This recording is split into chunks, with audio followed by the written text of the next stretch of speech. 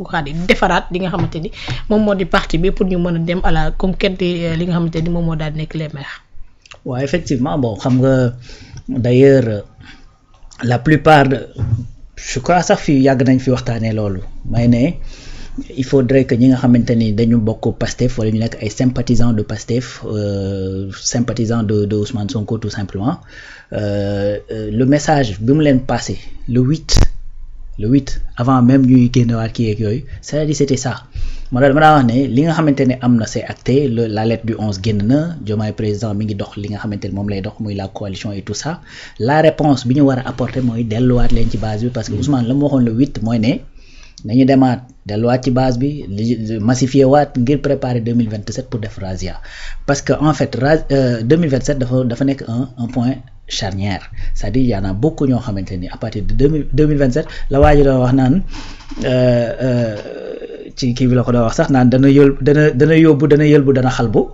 mais 2027 dana yóbbu dana yëlbu dana xalbu ça veut dire xalbu mooy maanaam gis nga boo toogoon ni rek benn gunóor jékki-jékki rek dal sa kaw nu nga koy faxasee moom doole loolu mooy xalbu voilà mooy ne lii moom bokkut ci man na dem day sax dama ko xaw a voilà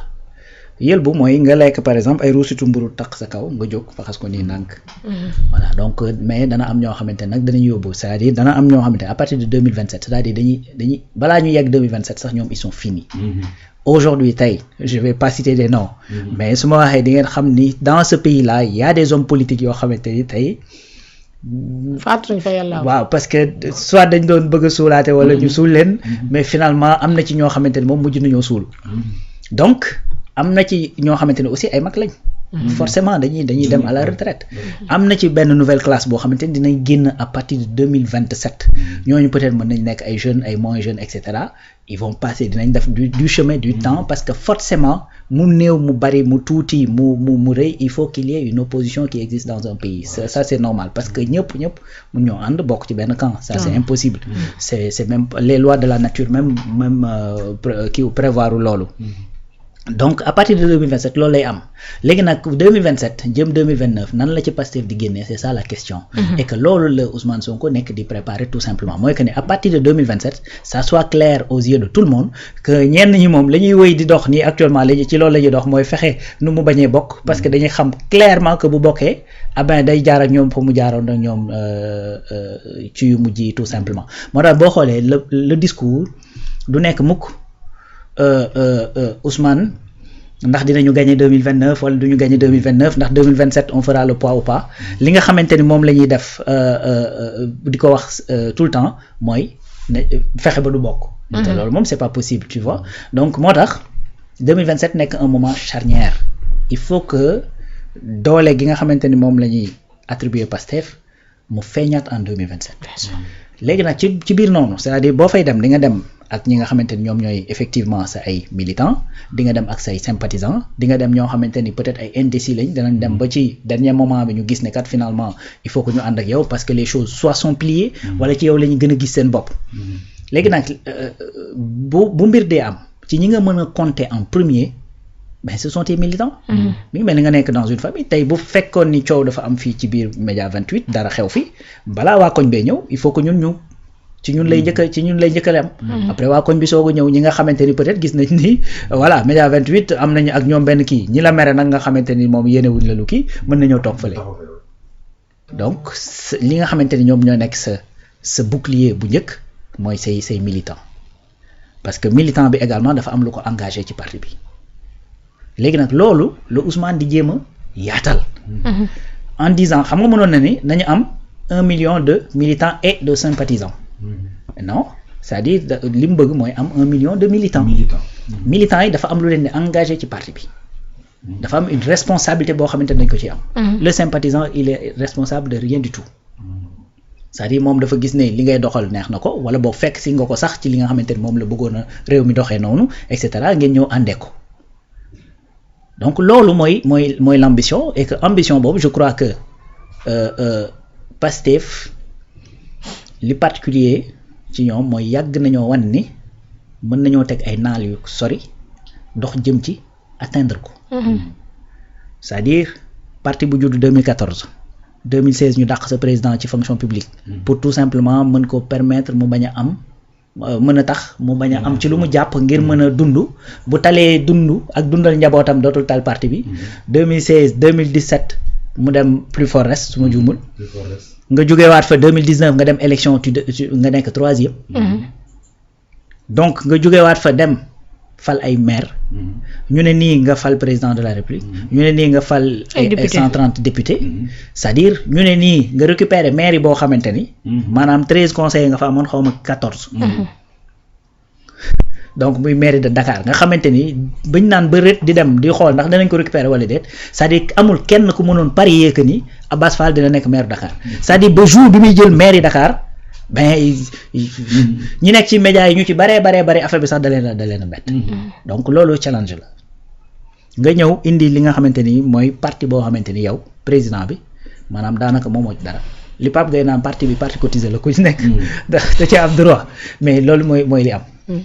man je connais des gens yoo xamante ni ñi ngi fii ci biir réew mi jóge woon bitim réew dellu si amoon ay ambition présidentielle finalement ñu dem ànd ak Macky Sall ba ñuy ñëw loolu lañ doon jéem a gëmloo Sénégalais que ni il faut que ngeen xam ni parti politique waru di ñëw di def ci Sénégalais yéen a war a def ci parti pour ngeen am exigence ci ñoom kenn topp ko kenn laa la wax mais xoolal Pastef loolu la def bien sûr te c'est des Sénégalais yoo xamante ni demuñu digguñu fii lañ nekk juddoo fi yaroo fi jàngee fii et cetera yu demee noonu loolu challenge la nga ni nii par exemple li xew Arena li xew Kër Massar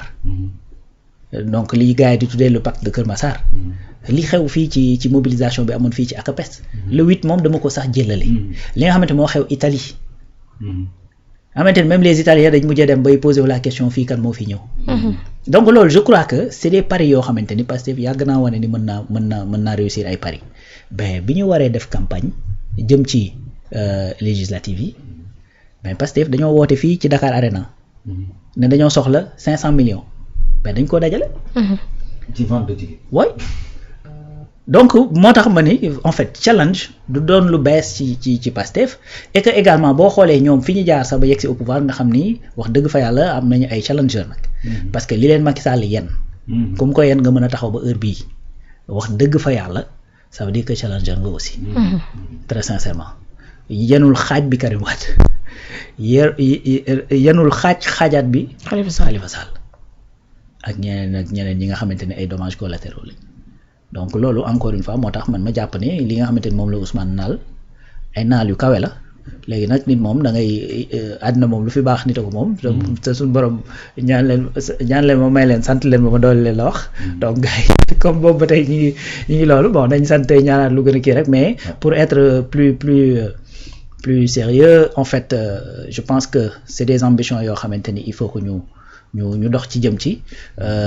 tey bu fekkee da nga bëgg 1 million boo ci yeggul am 800 000 wala 700 000 c'est-à-dire keneen ci réew mi mënut a am loolu d'ailleurs sànq Cheikh Omar Diagne mi ma doon wax loolu la doon wax mu ne fii ci réew mi Pastef bon da doon wax ne Pastef falu président Bassirou Diomaye Faye parce que am na ñu mu àndaloon ak ñoom seen mais boole ci di wax ne ci réew mi amul parti politique boo xamante ne am nga 50 000 militants yoo xamante ne c'est yoo xamante ne jaay nga leen carte bien que j'en doute parce que 50 000 aussi bariwul voilà donc j'en doute ñoo xamante 50 000 cartes moom c'est pas beaucoup. sur un parti politique waaw surtout boo nekkee Sénégal ak bitim réew ak et cetera bariwul quoi mais bon bref il le dit il est plus averti que moi xëy na il a des chiffres yu koy kii. mais li wër te wóor mooy challenge boobu man jàpp naa ni loo xamante ni la Pastef war na ko mën a relever il suffit parce que li nga xamante ni moom la Pastef am ci ay sympathisants. c'est-à-dire man jàpp naa ni mat na 10 fois. li Pastef am ci ay militants. sympathisants yooyu nag ngay dem puiser ci ñoom tout simplement looy def ay militants. je crois que terreau fertile la d'autant plus que nekk nañ déjà ay sympathisants ba pare donc moo tax massification boobu nekk lu am solo et puis ci kanam également forcément des échéances politiques dafay ñëw te boo bëggee maintenir pendant tous ces mandats yi ñuy wax c'est-à-dire de 2025 à 2050 25 ans la. 25 ans 5 mandats la. président 2 mandats la am droit def. kon il faut nga am mbooloo bu am qualité boo xamante ni danañ mën a marcher derrière yow pour mën a autant de mandats nga mën koo gagner. bien sûr te mën la substituer en plus. c'est ça mooy qualité bi may wax. et puis li ciy tolleeku sax mooy tey jii boo xoolee sympathisants yi ngay wax. sa micro bi da nga ko fayoon. non mi ngi tàkk c'est bon. bon boo xoolee rawaan sympathisants yi muy wax nii le pourquoi le nombre de sympathisants a multiplié c'est-à-dire acte bi coalition Diomaye def la ñoom kese ñoo politiqueal Pastef pour que mu gën a am ay adhérents. c'est ça parce que tey jii nii ñi ànd ak Diomaye di ko épauler di ko jàppale ce sont des gens yoo nga xam ne ñoo fi nekkoon boo xoolee ñi ci ëpp mooy ñi àndoon ak APR ñi nekk c'est des militants d'APR loolu lañ mën a wax. waaw ñi ci ëpp ñooñu la tey jii am nit ñoo xam ni seen yoon newul ci politique ñu gis ni. Bassirou Diomaye mii nga xam ni c'est un frère à Ousmane Sonko. Pastef li nga xam ni ñoom ñoo ko bokk porter leen ba ñu egsi fii tey moom moo retourné en moins de 2 ans ne day ànd ak waa APR ñi nga xam ni ñoo ko teg lu ne bu seen pexe juboon kaso la koy fekk heure bi donc là c'est ànd la boo xam ni sénégalais dañ koy bannir. oui et c'est aussi simple que ça. sénégalais bëggul injustice te lii xew nii biir coalition Diomaye c'est une injustice sénégalais bëggul loolu léegi nag bu ñu fayoo wala bu ñu sotalee Pastef les sympathisants de Pastef vont multiplier sànq rek am na kenn ku ma ci doon waxal sama benn collègue Gamou Diagne que je salue de passage mu nit man sympathisant là mais léegi damay adhère. Combien de personnes réfléchissent comme ça? Oui. Ça veut dire que c'est une ADN qu'ils sont en train de faire, une arme à destruction massive qu'ils sont en train de faire là. Bu rombee razzia lay def. Bien sûr. C'est ça. C'est ça. Donc, gis nga pour un peu appuyer li ngay wax noonu. C'est-à-dire il faut aller demander coalition Sàmm Sa Kàddu. Bi ñu defaree coalition bi ñu bari ci Sénégalais yi man mi y compris dama ne coalition contre nature la parce que ñi ànd waruñoo ànd. Les Sénégalais ont sanctionné. C'est-à-dire dañoo sanctionné parce que lii daal Sàmm Sa Kàddu sanction la parce que ñi fa dajaloo ñëpp c'est-à-dire bu fekkoon ni Pape Djibril Fall di dugg ndax am na ku bàyyi. Tu vois donc loolu problème la Takku Wallu pareil Takku Wallu pareil c'est juste que parce que dañoo am benn appareil am nañu ay moyens parce que ñu ngi doon soog a jógee ci pouvoir et tout ça mais comment tu peux comprendre APR bon bien que nag c'est la même famille d'origine peut-être njaboot gee la mais APR bu ànd ak PDS ci instruction wu Karim Wade c'est-à-dire voilà une bizarrerie boo xamante ne mais sénégalais dañu nekk di ko noter di ko xool les gens ne sont pas amnésiques c'est-à-dire sénégalais xëy na ñiy feeñ rek ñoo ndróog ñu bëri wax ba ñu jàpp ne sénégalais yi dañoo bëri wax dañuy wax rek et cetera parce que dafa am ñuy feeñ te seen kàddu xaw a fort souvent ñoom ngay de mais ñu toog noppi tey seetlu ñoo ëpp fukki junni yoon te dafa am des choses yu nga xamante ni c'est-à-dire le sénégalais du ko pardonner gis nga ëpp doole nit jaay ko c'est-à-dire Sénégal du pardonner loolu même bu ki nga ëpp doole bu dee mool tooñ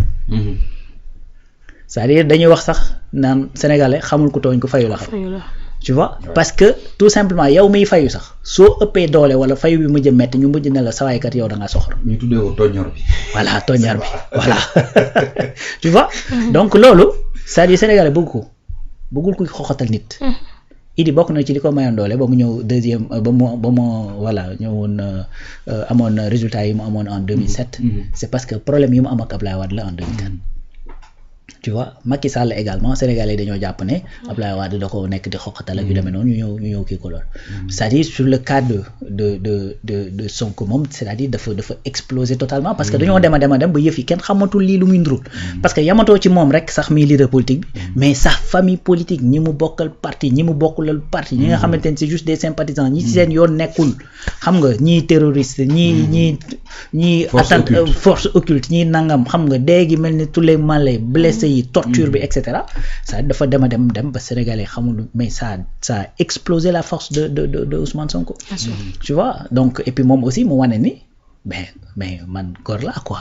donc li ma wax ak sama njaboot gi ba lii yëpp fekk leen ci du ma dem di ko trahir pour des intérêts personnels tey Idi la ko mayoon doole moo ko xañ doole parce que tout simplement Ablaye Wade la jotee sénégalais yi jàppal ko tànk mere Ablaye Wade mu xëy suba demaat ànd ak moom gars yi na ko nag yow ñun bu ñu def ay naafeq parce que mënuñu la jàppale na nga ne waajee la bëgg a faagaga nga wëlbatiku delluwaat ci et cetera tu vois donc loolu Ousmane également a fait li nga xamante ni moom la sénégalais bëgg mooy quelque chose lu ma koy tuddeeti l'honorabilité loo xamante ni question d'honneur la tu vois donc loolu mooy bañ a transiger ci li nga xamante ni mooy sa ay principe loolu sénégalais da koo bëgg beneen affaire bi nga xamante ni Sénégal da koo bañ non boo bëggee ku dul transiger ci ay principe am ak di respecter li nga xamante ni moom lay jëflante ak nit ki de facto mais da ngay bañ kuy def le contraire. moo tax gis nga bu ñuy gis ci yow lu toll ni tarafatal ay ci woor say principe. sa taxawaay wala woor nit koo xamante ni da ngeen a àndoon ci surtout nag ci ni ngeen àndee ci yenn situation yi. c'est-à-dire les Sénégalais également loolu duñ ko pardonner. tey am na ay par exemple sànq yaa ngi wax ne Ousmane yàgg na ànd ak ay nit ñu woor ko et cetera mais c'était dans le cadre de Yewwi Askan Wi surtout. te ñooñu noonu gis nañu après politiquement li nga xamante ne moom la ñu am ci réew mi c'est-à-dire les gens dañ leen tourner le dos. aujourd'hui boo waxee sax dañ ciy dagg ay extrait gën ko def ay challenge pour saboter que autre chose. donc loolu en fait c'est une réalité sociale boo xamante ne dafa nekk fii ci réew mi te il faudrait que homme politique yi comprendre loolu. pour finir c'est-à-dire aujourd'hui les Sénégalais dañoo comprendre ne nakate yoo kat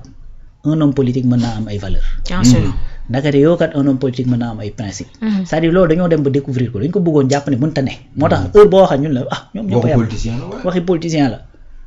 mais dañoo dem a dem ba ne tiens nakate kat koo xamante ni da ngay nekk di def politique boo xamante ni ngir sa njariñu askan la ba pare li ngay wax nga ciy jéem a dox pour mu nekk. boo demee nag ba nga xamante ni mënul ne parce que nit yéene nga am yàlla mooy motali. des fois nga yéene benn affaire war koo def mais du mën a sotti tout simplement. même suñu famille. voilà donc loolu c'est la vie de tous les jours. et là su boobaa nit ñi dañuy comprendre ne amoon nga yéene mënoo. tu vois mais au moins les gens dinañ gis ne yow la nga waroon def yépp def nga ko yàlla moo sotteelu. loolu nag dañoo jàppoon ni mënta am ci monde politique te aujourd'hui dañoo dem ba gis ne loolu lu mën a nekk la moo tax yenn posture yi ak yenn position yi ak yenn affaires yi yenn ànd yi bu ñu ko gisee rek immédiatement les gens dañ naan non bii moom wax dëgg fa yàlla warul mën a nekk ñii waru ñoo mën a ànd. d'ailleurs Moussa yaa ngi koy rappelé léegi quand boo demee ba coalition boo xamante ne dafa am turu Diomaye ñoo xamante ne dañoo nekkoon ci régime démb ak bërki démb naan même bu ñu tujjee sax war nañoo mën a waxtaan man bi ma déggee Moussa Bokar di wax naan bu ñu président woowee ñu waxtaanee pour xool naka la ñuy kii réew mi man dama ne mais là ça devient compliqué quand même c'est-à-dire ñooñu waruñu woon sax am fitu di imaginer ne voilà danañu war a mën a sax am toogaay pour mën a waxtaan ak yow waruñu woon am fit boobu en fait donc bu ñu demee nag ba di ko envisager naa war naa mën a ne ñu waxtaan ak président mu ñëw jàppale ñu waxtaan ak Macky Sall mu ñëw waxtaan ak président et cetera donc ça veut dire que au moins waxambaane bukki ba nga koy bëgg a yem nag. ci doxinam mu ngi noonu ñu continuer waxtaanee leneen